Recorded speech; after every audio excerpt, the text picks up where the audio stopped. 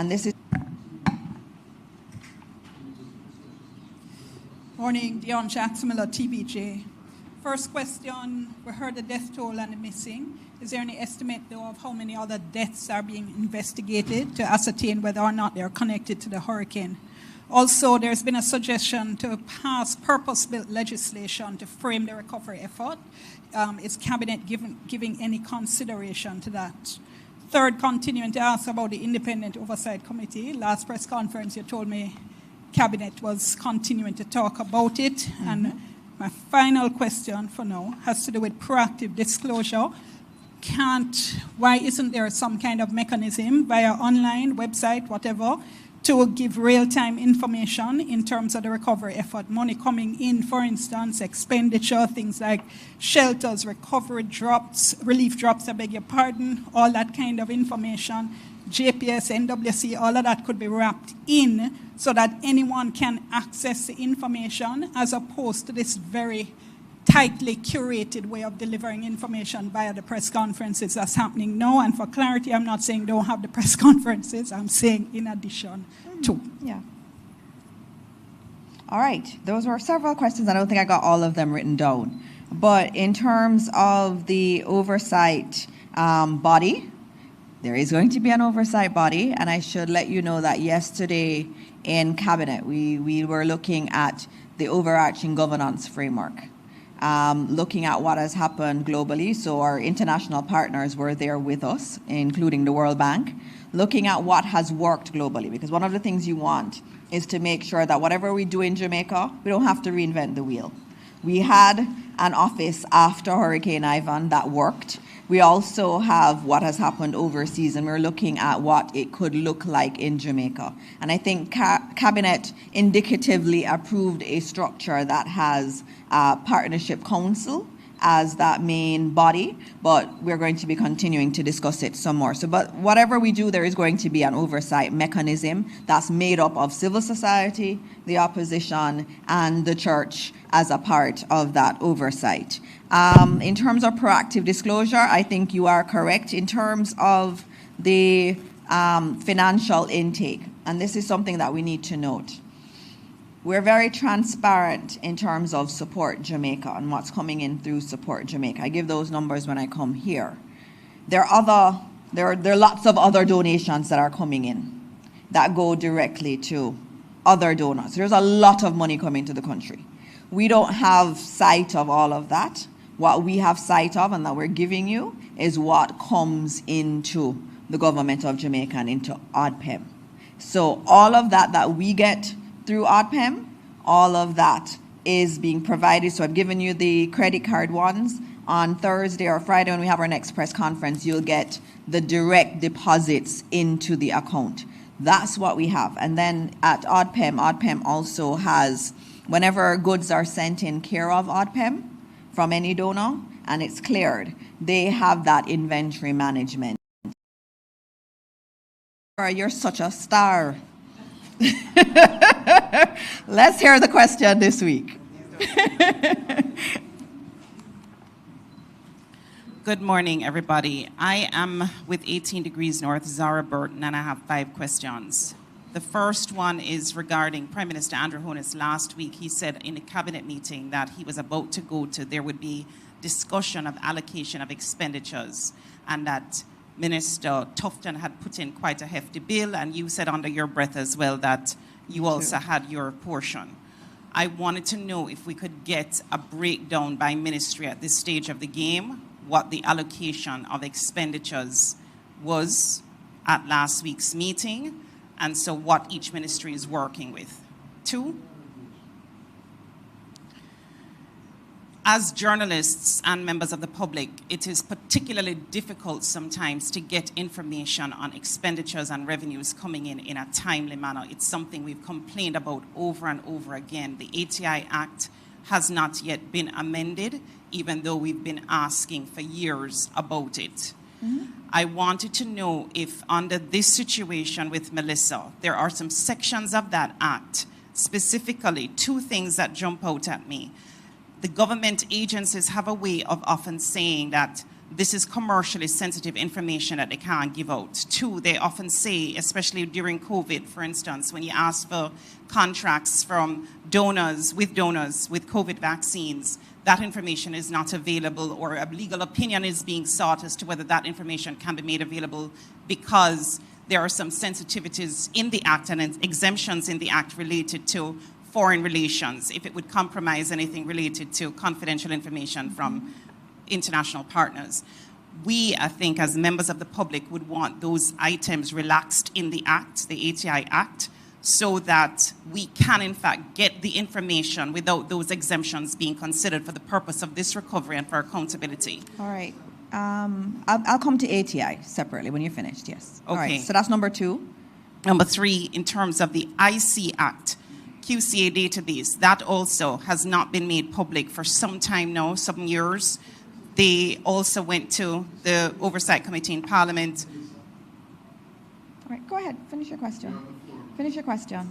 Oversight Committee in Parliament to speak about the idea that there's a particular section of the IC Act which bars them from giving the QCA database on a quarterly basis as they used to do. Again, just wondering if anything can be done to relax that, any kind of emergency legislation that can come to the fore so that that can be relaxed, so that the QCA database can continue to be published, especially during the Hurricane Melissa period. That's 3. The 4th thing, you mentioned the temporary housing, and I wanted to know what kind of quotations and for what kind of housing are you considering at this stage? I realize that you said there are quotations being sought, and I also wanted to know, as a part B to that question, I know you mentioned the churches for the National Prayer Day. I wanted to know if the churches have also been approached about opening up maybe some of the dormitories they have for missionaries to house some of the people that are in fact without shelter. 5, the United States yesterday gave an additional US $10 million worth of aid. 22 million in total is the amount now. I just wanted to understand, because I was reading about Hurricane Maria in Puerto Rico, and one of the complaints in that jurisdiction, I realize it's a totally different situation in that Puerto Rico is tied to the US, but one of the complaints in that situation was that the United States mainland contractors got most of the contracts. Just asking if in the US case, if there was any kind of stipulation that any US contractors would have to be hired in order to get this aid, anything like that, that you could communicate with us, as well as any other international donor partner that may have made those kinds of indications. All right, thank you for your questions. That was quite extensive. Some I can answer, some I cannot at this point. All right, in terms of allocation of expenditure, what we would have done was each entity would have gone to cabinet and given their initial assessment of damage. And so agriculture would do it, education would. But none of us have finalized any estimates of damage. And so what we would have done was go and give our indicative amounts. So that was what would have been discussed. So there's been no full allocations as yet to us. Because what the Ministry of Finance has to do, you can think about it. Every single one of us is going with this big bill. Every ministry is. And every ministry has been affected. And so what has to happen is the Ministry of Finance has to figure out how much money it actually has, and then look at the requests that are coming in and then make decisions. It will say, I see you have asked for 2 million, but based on what we have and the need to share it, we can only give you 1. Can you work within this one? So it's a process that happens, and we're in the very early parts of that. My official numbers have not gone in because we've not finished our full assessment of our schools. And so when that happens, it will go in. But, you know, we would have given an indicative amount. So there are no full allocations have been made yet. In terms of information on expenditure in a timely manner, you were talking about the Access to Information Act. That is something that I think we have committed to reviewing and doing a joint select committee where everybody in the media can come and make their submissions, because that piece of legislation needs to be looked at in its totality. And so that's a commitment that has already been made. And as we move past this emergency phase, I know we'll start looking at that. Can't speak to the IC Act, but I have purview over the Access to Information one, and so I speak on that one. In terms of temporary housing, we're looking at all options that are available to us. Obviously, you do your initial, you look at your initial stuff, who is out there, who has things. There are people who will call you all the time saying, look at this solution, look at that solution. We've just really been looking at it. But we're going to have some kind of procurement mechanism, because we can't just choose one, oh, we like you. That's not how things work with this administration. You have to go through a procurement process that's very open. Obviously, it's emergency rules we're using. But just because it's emergency rules doesn't mean it's a free-for-all. Emergency rules still indicate we need value for money. And so that's the way we're looking at it. And as we get more refined, we'll give you more information. Churches using their spaces as dormitories.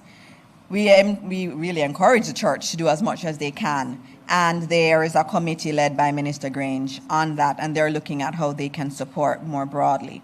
In terms of the aid from the U.S., we're very, very happy to get that visit yesterday from the Undersecretary and the commitment of $10 more million in aid. I know of no stipulation that says we have to use U.S. contractors as a part of that. This is aid that's being provided to us, and we've been very grateful for the aid, and I haven't seen it in any other jurisdiction either. All right. Just to make a point, please, sorry to interrupt you, Minister. The idea that the ATI Act will be reviewed, I was trying to say with the IC Act and the ATI Act, if in the same way that we've had to essentially activate emergency rules around procurement, I was wondering if there could be some emergency legislation regarding the ATI Act and the IC Act that is presented to the Parliament for discussion, right, to relax some of the rules around it. That's all I'm saying. Okay, well, we're really focused on relief right now, and obviously as things emerge and as questions are asked, we do explore them and see if it is a possibility. But right now, the key thing for us really is getting food to people and getting shelter to people. And legislative changes are important, but that's not been the focus right now for us.